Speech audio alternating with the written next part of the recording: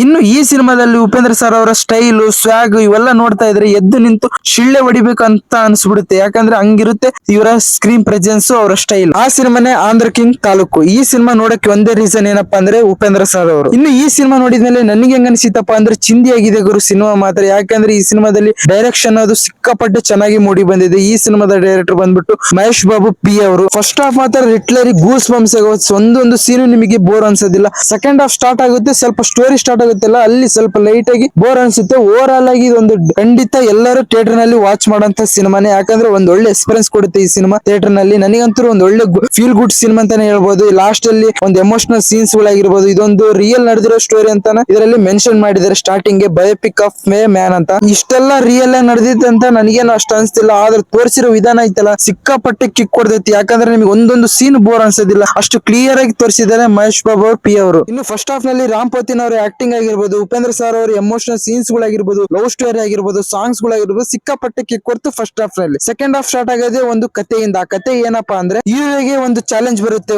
ನೀನು ಥಿಯೇಟರ್ ಕಟ್ಟಬೇಕಂತ. ಅದು 2 ಕೋಟಿ ಹಣ ಬೇಕಾಗಿರುತ್ತೆ. ಆ 2 ಕೋಟಿ ಹೆಂಗೆ ಸಂಪಾದನೆ ಮಾಡ್ತಾನೆ ಹೀರೋ, ಏನೆಲ್ಲ ಕಷ್ಟ ಪಡ್ತಾನೆ, ಇವೆಲ್ಲ ತಿಳ್ಕೊಬೇಕಂದ್ರೆ ಖಂಡಿತ ಈ ಸಿನಿಮಾನ ನೀವು ಹೋಗ್ಲೇ ನೋಡ್ಲೇಬೇಕು. ಇನ್ನು ಈ ಸಿನಿಮಾ ಓವರ್ ಆಲ್ ಆಗಿ ಹೇಳ್ಬೇಕಂದ್ರೆ ಖಂಡಿತ ಎಲ್ಲರೂ ನೋಡಂತ ಸಿನಿಮಾನೇ. ನನಗಂತೂ ತುಂಬಾ ಅಂದ್ರೆ ತುಂಬಾ ಇಷ್ಟ ಆಯ್ತು. ಇನ್ನು ಈ ಸಿನಿಮಾಕ್ಕೆ ನಾನ್ ಕೂಡ ರೇಟಿಂಗ್ ಎಷ್ಟಪ್ಪ ಅಂದ್ರೆ 4/5 ಕೊಡ್ತೀನಿ. ಇನ್ನು ಈ ಸಿನಿಮಾ ನೀವು ನೋಡಿದ್ರೆ ನಿಮಗೆ ಹೆಂಗ ಅನಿಸುತ್ತೆ ಕಮೆಂಟ್ ಬಾಕ್ಸ್ ನಲ್ಲಿ ಮಾತ್ರ ಖಂಡಿತ ತಿಳಿಸಿ. ಉಪೇಂದ್ರ ಫ್ಯಾನ್ಸ್ ಇದ್ದ ಈ ವಿಡಿಯೋನ ಪ್ಲೀಸ್ ಲೈಕ್ ಮಾಡಿ. ಇನ್ನು ನೆಕ್ಸ್ಟ್ ಸಿನಿಮಾದ ರಿವ್ಯೂ ಬಂದ್ಬಿಟ್ಟು ತೇರಿ ಇಷ್ಕ್ ಮೈನ್ ಅಂತ ಧನುಷ್ ಅವರ ಸಿನಿಮಾ. ಖಂಡಿತ ಆ ಸಿನಿಮಾದ ರಿವ್ಯೂ ಬರುತ್ತೆ. ಸೊ ನಮ್ ಚಾನಲ್ ಪ್ಲೀಸ್ ಸಬ್ಸ್ಕ್ರೈಬ್ ಮಾಡ್ಕೊಳ್ಳಿ.